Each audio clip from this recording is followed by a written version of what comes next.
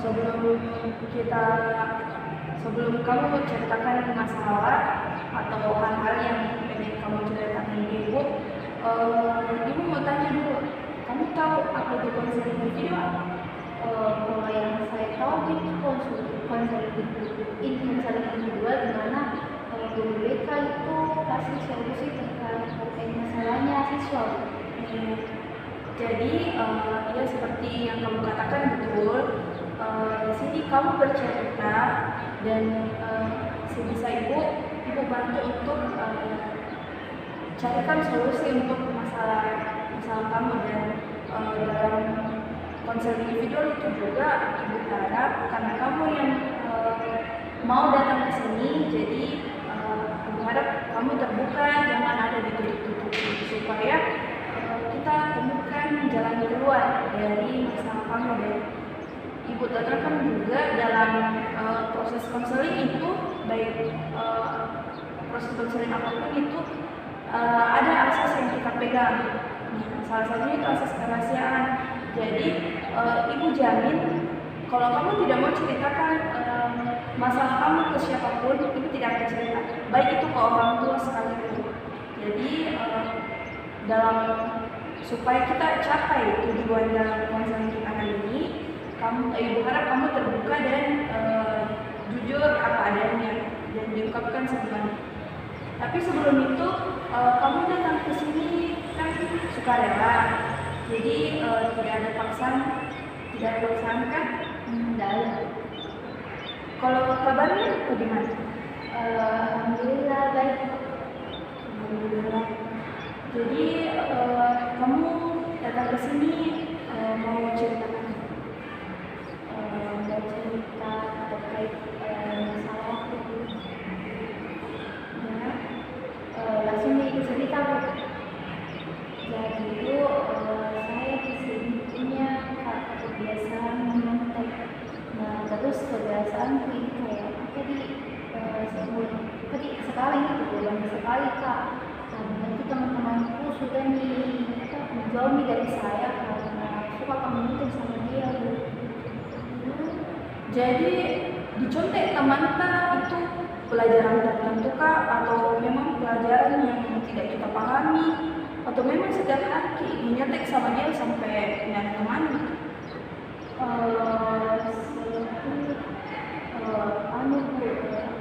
Biasa semua mata pelajaran dicontek, baik itu tugas, ulangan, semuanya. Dan yang ditempati cuma itu satu orang? Tidak, Bu. Itu pun nanti beberapa teman yang mau nanti itu pun dasarnya tidak mau, jadi kayak paksa begitu kemarin sama saya. Jadi sekarang hubungan kita sama teman kan begitu? Ya begitu Bu, banyak yang jauh sama saya karena suka komunikasi sama dia. Mungkin hal yang disebabkan itu teman-teman jauh karena kurang nyaman kan ceritanya mereka usaha untuk bisa paham materi. Nah, kita datang mau ambil tugas mereka, nah pasti mereka merasa tidak nyaman akan hal itu. Ya memang sih wajar sih. Nah, hal yang disebabkan tidak perhatikan pelajaran itu apa? Kalau yang disebabkan tidak perhatikan pelajaran itu karena biasa kalau di kelas itu kamu jadi fokus sama apa yang dijelaskan sama guru. Karena nggak suka gurunya tuh nggak suka pelajarannya. Dulu karena mengantuk kamu jadi tidak fokus. Di rumah memang tidak tidur Tidur tapi pulang di tasar. Karena biasa aku tidur jam 12, jam 1 begitu. Kenapa bisa sampai tidur tengah malam sekali? Begini Bu, saya tuh kerja kalau juga dari jam 7 sampai tengah malam. Jadi pandai. Ya Bu. Kerja apa tuh? Begitu juga kayak kerja bantu-bantu di warung makan, bersih-bersih begitu. Nah itu tempat kerja tuh dari rumah jauh? Iya, aku agak jauh, jadi itu biasa yang kasih lambat kedua sampai ke rumah karena perjalanannya juga begitu. Oh, jadi di sini kamu itu sering mengantuk di kelas dan pada akhirnya mau nyontek karena kerja kerja di malam hari, dan hal yang disebabkan juga kamu tidak memperhatikan pelajaran di kelas itu karena memang ngantuk di kelas, dan itu juga disebabkan karena kerja di malam hari. Nah, kan kita sekolah itu sampai jam 2, kamu kerjanya jam 7. Nah, itu kenapa tidak diselingi saja di jam 2 itu sampai jam 7 untuk belajar? Itu bukan kan sekolah dari jam 7 pagi sampai jam 2 siang. Aku rasa kayak capek habis itu Bu, jadi itu yang waktu kosong Bu sebelum bekerja manfaatkan untuk waktu istirahat Bu. Jadi itu kalau malam bisa pulang di jam 12 nggak langsung tidur deh. Ya tergantung Bu, biasa saya juga masih main HP gitu. Jadi kenapa Ki harus kerja ya, kan masih SMA? Anu Bu, nanti keluarga aku punya mampu Bu, apalagi banyak yang adikku, jadi tinggal saya di sini kayak merasa berbeban kan sama orang tua gitu. Bantu mami sedikit orang tua aku Bu, sebisa aku.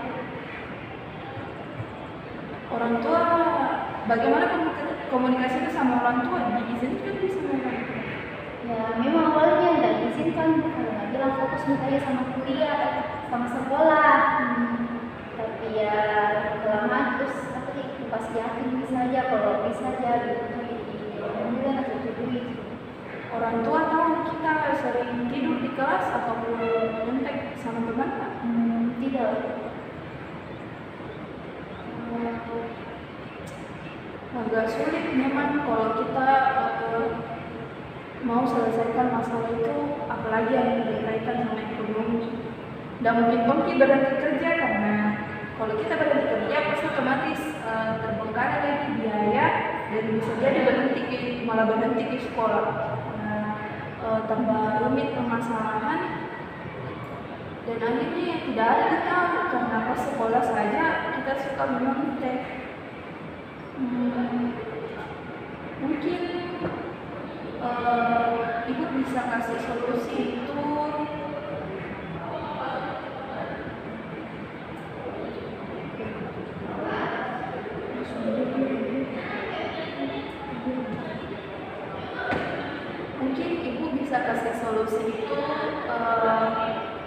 bagaimana cara kamu untuk manajemen waktu.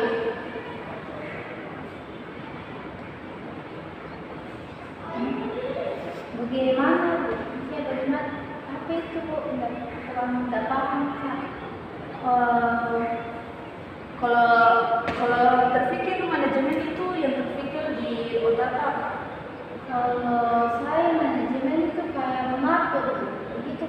Ya, bagaimana cara kita atur waktu? Karena kan orang hebat itu mereka yang bisa atur waktunya, bukan waktu yang atur dia. Nah, memang sulit, apalagi termasuk kebiasaan gitu, sulit itu memang mengubah kebiasaan. Tapi kalau kita mulai dari hal-hal kecil, itu bisa jadi hal besar. Misal kita ubah dulu jam tidur kan memang kerja dari jam 7 sampai jam 12. Nah, pas sampai rumah, kalau bisa langsung tidur.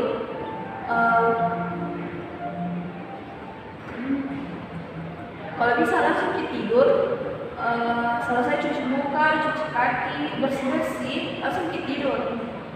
Jadi pas bangun itu setidaknya mungkin adalah sekitar 5 jam waktu tidur atau dan pada saat kita ke sekolah, bagaimana sebisanya rasa kantuk itu diminimalisir. Memang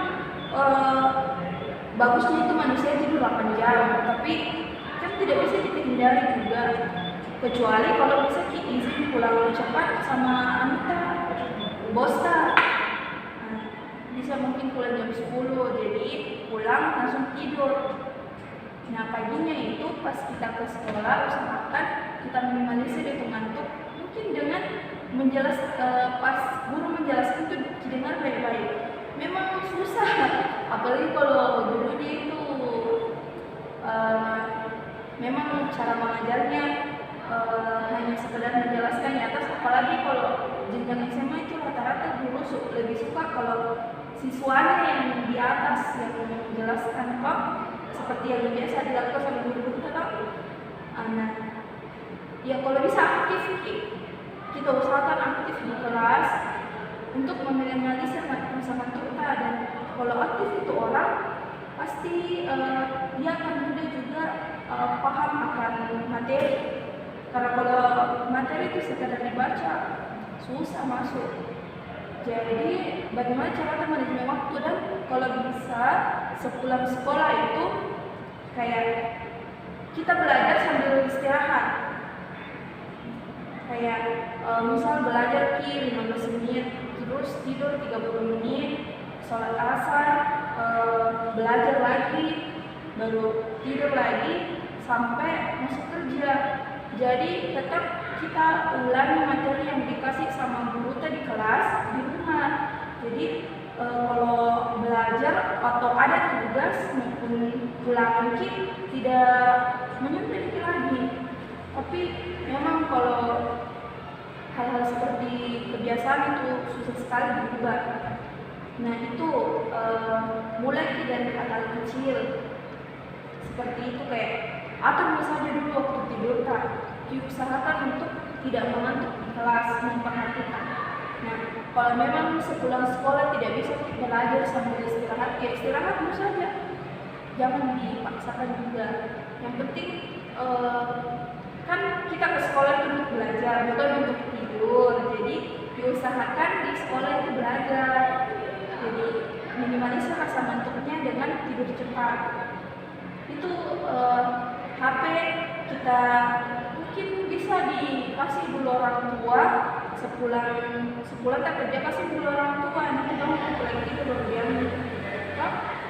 Nah solusi yang kedua itu supaya manajemen waktu kita itu lebih konkret lagi, maksudnya lebih bisa kita pakai, kita buat to-do list. Misal di jam segini sampai jam segini tidur, jam 7 sampai jam 12 kerja, jam 12 sampai jam 5 tidur, sholat jam 5 sampai menit kesekian sholat subuh, jam ini siap-siap ke sekolah berangkat, jam 7.30 sampai jam 2 di sekolah belajar.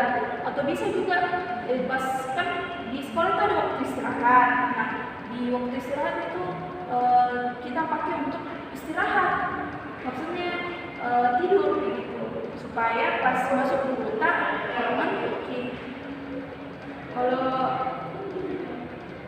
Kalau itu sih begitu, karena kalau dibilang mau berhenti bekerja juga enggak apa deh, kayak enggak menyelesaikan masalah, malah akan memperumit. Dan kalau dibilang juga belajar baik-baik, susah untuk menghilangkan kebiasaan mengantuk itu kalau kita tidak mulai dari hal-hal kecil. Karena kan kita bukan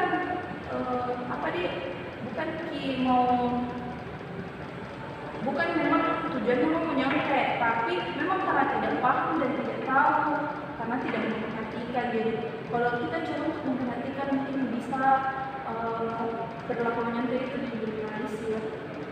Nah sekarang menurut ini solusi dari Ibu ataupun solusi yang kita temukan bersama, menurut saya itu akan efektif apa tidak? Jadi sebelumnya terima kasih kita dulu karena sudah dikasih tahu Pak solusi apa yang bagus untuk saya. Terus setelah tadi mendengar penjelasan Pak, selama mendengar penjelasan Pak, aku berpikir nih apa yang memang harus dilakukan untuk mengubah perilaku tubuh. Terus jadi kalau dari saya bukan pulang ke sekolah itu jam 2, terus masuk ke kerja jam 7. Jadi tadi nih yang pikir itu waktu istirahat itu mereka jam 2 sampai jam 3 terus itu jam 4, 5, 6 mereka gunakan waktu itu untuk belajar mengerjakan tugas-tugasku. Terus apalagi kalau semisal besok ada ujian belajar memang pas BPK kerja, jadi semisal kalau pulang mati kerja ya jadi bisa tidur dengan enak, terus besoknya bisa ujian dengan baik, bisa mengganggu gitu. Tidak terlalu sedikit itu kalau kita tidur dari jam 2 sampai jam 3. Insya Allah tidak tidur karena apa sebenarnya yang kasih saya sebenarnya saya tuh juga apa kan dengan kuliah banyak sekali Bu, kayak mau jadi tidur begitu Tidur baik-baik. ya. Mungkin juga bisa ditambah istirahatnya di sepulang sekolah, karena manusia butuh tidur sebenarnya. Nanti ujian tidak bisa datang gara-gara sakit. Jadi usahakan memang ada waktu istirahat lah. Nanti sepulang sekolah itu bisa. Atau bisa juga gunakan waktu istirahat di sekolah dengan Ya, yang jelas disering sama makan, karena kan waktu istirahat dikasih di sekolah buat makan. Jadi bagaimana perasaan? Lega sedikit kok karena Tony solusi apa yang bagus untuk masalah itu, tapi juga apa yang aku lakukan. Jadi insya Allah setelah pulang ke sekolah bisa terapkan apa yang ibu bilang tadi. Kalau gitu ibu juga terima kasih karena kamu sudah mau terbuka, dan sebenarnya jadi pelajaran baru juga buat ibu untuk hal-hal seperti ini, karena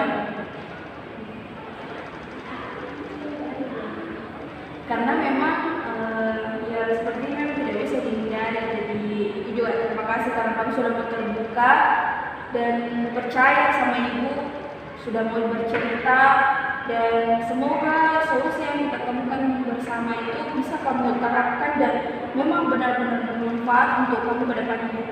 Semoga 2 atau 3 minggu ke depan kamu datang ke sini cerita sudah tahu semua pelajaran dan sudah tidak terbebani lagi, dan kamu punya banyak teman lagi di kelas, teman-temanmu tidak menghindari lagi. Jadi kalau semisal nanti saya merasa masih kesusahan terkait permasalahan saya, bisa jadi datang lagi toh? Ya, silakan. Ibu buka pintu lebar buat semua siswa-siswa itu. Terima kasih buat solusinya. Terus makasih sudah sempatkan waktu untuk mendengar permasalahan itu. Jadi saya izin ke kelas dulu Bu, kami selesai istirahat. Terima kasih Bu.